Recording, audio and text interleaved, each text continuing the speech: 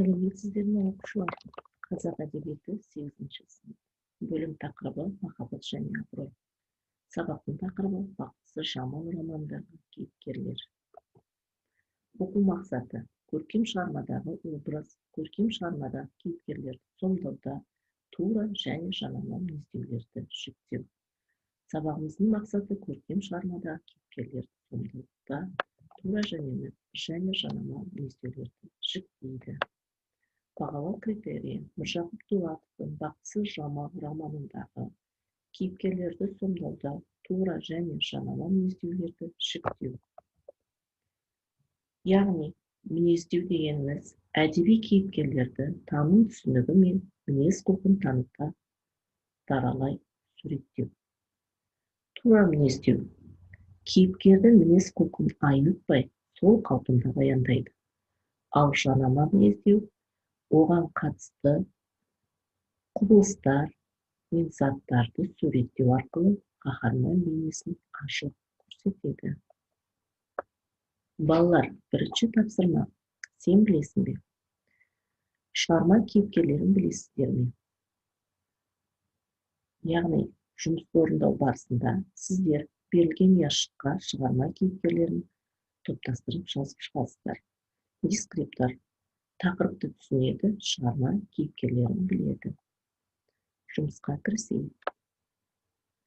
Өте жақсы балалар. Жасап болсаңыздар, өздеріңізді тексеріп көріңіздер. Шығарма кейіпкерлері. Бас кейіпкерлеріміз әрине Жамал, Ғали, Сәрсенбай, Шолпан, Жұмантаз, Байжан. Өте жақсы балалар.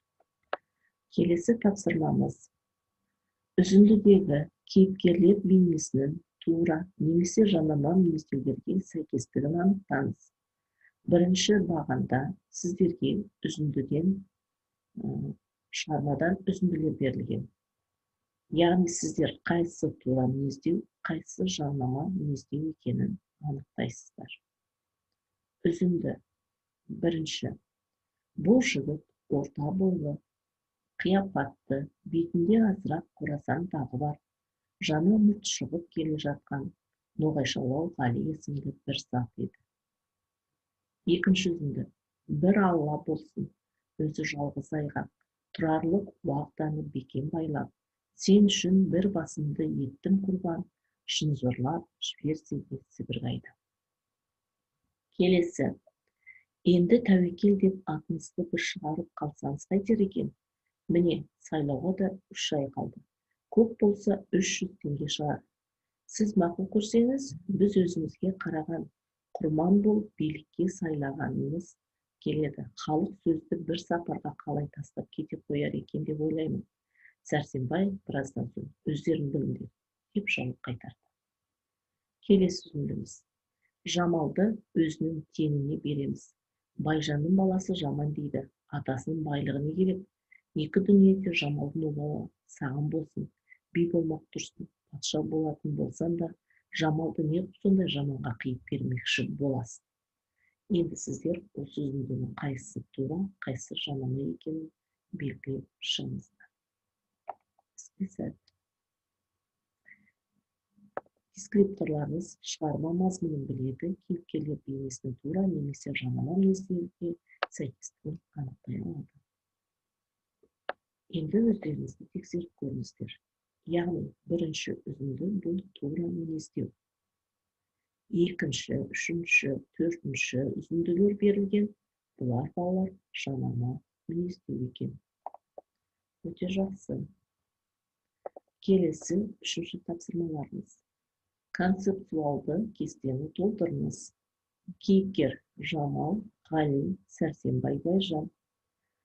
Осы кейіпкерлердің өміршікке қызығушылығы, адамгершілік қасиеті, кейіпкерге баға. Дескрипторларыңыз кейіпкерлердің өмірге қызығушылығы мен адамгершілік қасиетін анықтайды. Кейіпкерлерді өзге көзқарас тұрғысынан бағалай алады. Жақсы, балалар, орындап болсаңыздар, өздеріңізді тексеріп көріңіздер. Кейіпкеріміз Жамал білімге құштар, зерек, езгіде өткен өмірден гөрі еркіндікке жетуді жөн көреді. Адамгершілік қасиеті махаббатына берік кейіпкерге бағамыз. Қазақ қыздарының басында қайғының халін ұғына білген, өз тағдырына араша түсуге дайын кейіпкер. Ғали медресе бітірген, оқыған, ынталы, мұғалім болып қызмет атқарған. Адамгершілік қасиеті сырт келбетіне ақылы сай, мәдениетті. Кейіпкерге баға, жанашыр, сүйгені үшін жанын құрбан етуге дайын кейіпкер. Келесі кейіпкеріміз Сәрсенбай. Өмірге қызығушылығы, мансап пен билікке құмар, сөзге ергіш. Адамгершілік қасиеті қызын надан жұманға ұзатты, мейірімсіз әкеге айналды. Кейіпкерге баға, адамгершіліктен гөрі байлық пен мақтанышты артық көретін жан. Келесі кейіпкеріміз Байжан.